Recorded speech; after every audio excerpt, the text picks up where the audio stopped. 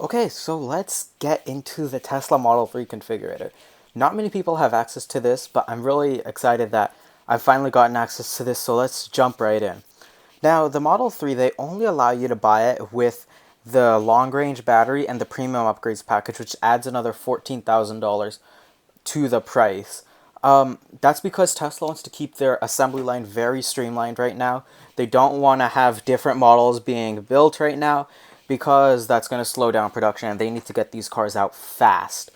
So if you do wait, however, a couple months, you can get the base $35,000 vehicle without having to get the long range battery and the premium upgrades package. And if you wait a little bit longer, you can get the dual motor vehicle, which they say will come in spring of 2018. So considering how long Tesla takes, it might be like June, July-ish. That's my prediction on that. But let's get started with the configurator. So the Model 3 configurator, it looks very different from all the other cars that are out, that are like Teslas. So for example, the Model S and X, they're all one page, kind of you scroll down and all the packages are there. But the Model 3, it's a very different layout, which is interesting because they're trying to push this car in a different kind of a way. So it starts with the exterior. So the first thing is the paint. Now, the standard black paint is included, and although it looks really good, it only has one coat of paint. So after going to the factory, not many people know this, the black only gives you one coat. However, the other colors, they give you 7 coats. Now, although this black looks good now, in maybe a year or 2 years, it's not going to be looking that good after weathering. It's just going to wear away pretty quickly.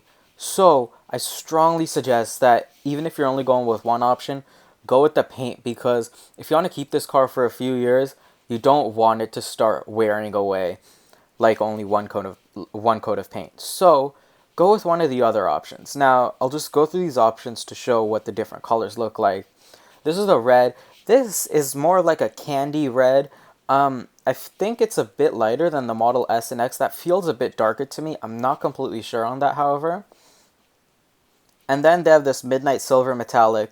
This color, I'm not personally a huge fan of on the Model 3, but I have seen on the Model S and X, and it looks really good on that. This blue, this one is my favorite. I love how this looks. I think it suits the car very well. And then they have your pearl white. I'm not a fan of white on Teslas because in the front, it just kind of like exaggerates that it doesn't have any grille or anything, and I think it looks kind of weird. That's just me though. And then lastly, the silver metallic. This also looks really good in my opinion. Okay, so next, onto the wheels. The wheels, the standard are the 18-inch aero wheels. So these are actually more aerodynamic because there's not as much lateral airflow going between the axles. And these will give you more range than the standard that they are rating it. But we don't know exactly how much that is. Tesla hasn't made that publicly, but after speaking to owners and at this Tesla store, I can tell you that those do give you more range. Or you can pay $1,500 more and get these rims. Now, just looking at these look way better than the other rims. But they're also bigger, which means that the tires are going to wear faster. The tires will probably cost a little bit more, and it's going to do a lot. There's going to be a lot of tire noise on the interior. So from Teslas in the past, we know that Teslas, they're not too quiet on the interior because of the road noise. And so that's why I'm not a huge fan of getting upgraded wheels. I like to stay to the standard. But, I mean, if you do really want the nice looking wheels, I suggest that you go with the upgraded. And if you're going on a road trip, you can actually buy this hubcap. You can buy that and stick it on this wheel to get more range. But that's enough about the exterior. Let's start getting into the drivetrain. So, right now, you can only get the long range battery, which is an additional $9,000. And that does give you 90 more miles. So 90 more miles for $9,000, it is a big investment, but if you're not using the car as just a daily commuter car, if you also want to go on road trips and all, I think that paying the $9,000 is probably worth it.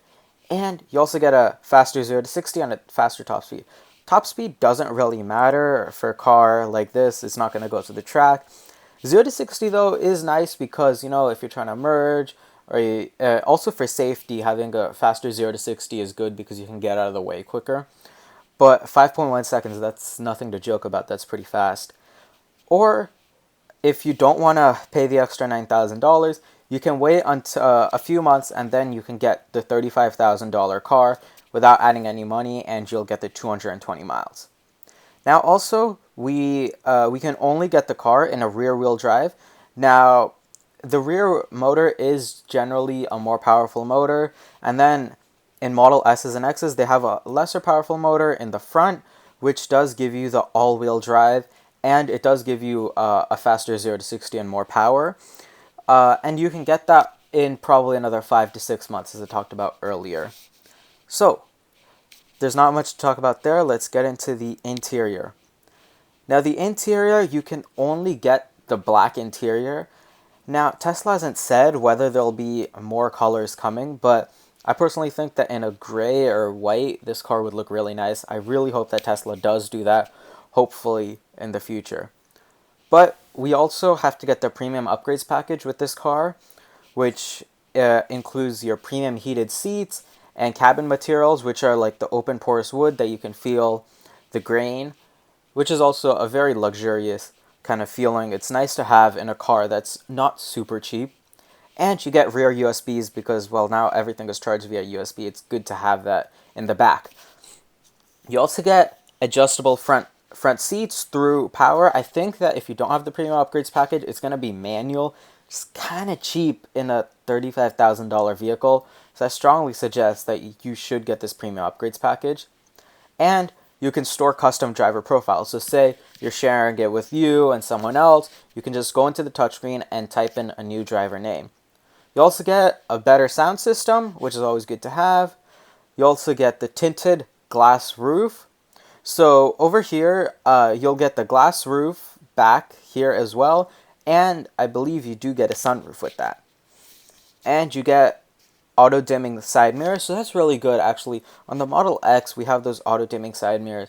And it's really good because when you're going on road trips, lots of people for some reason like to keep their high beams on, and if it wasn't for those dimming mirrors, all that light would be coming straight in your face, and that's not a comfortable feeling. So that's really good to have.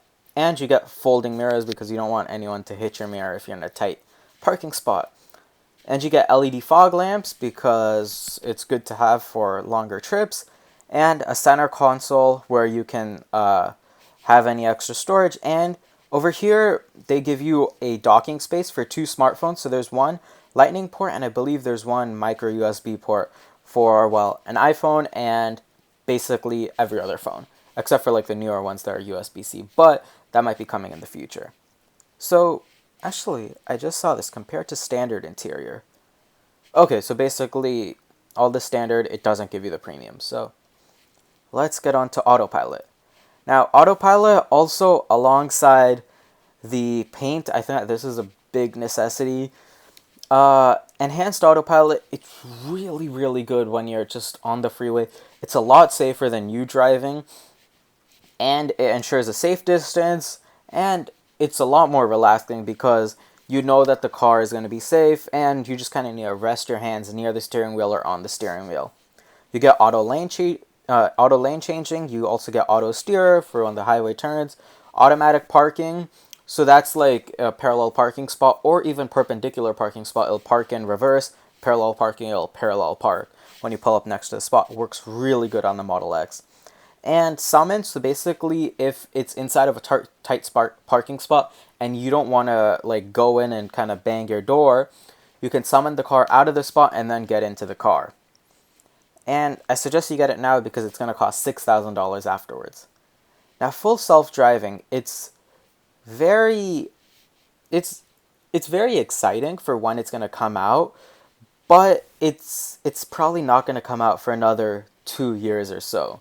So I don't think that putting $3,000 with Tesla right now is that necessary.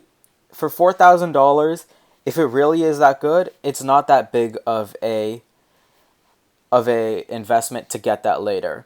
So I suggest that you should hold off on that. It's probably not that necessary right now.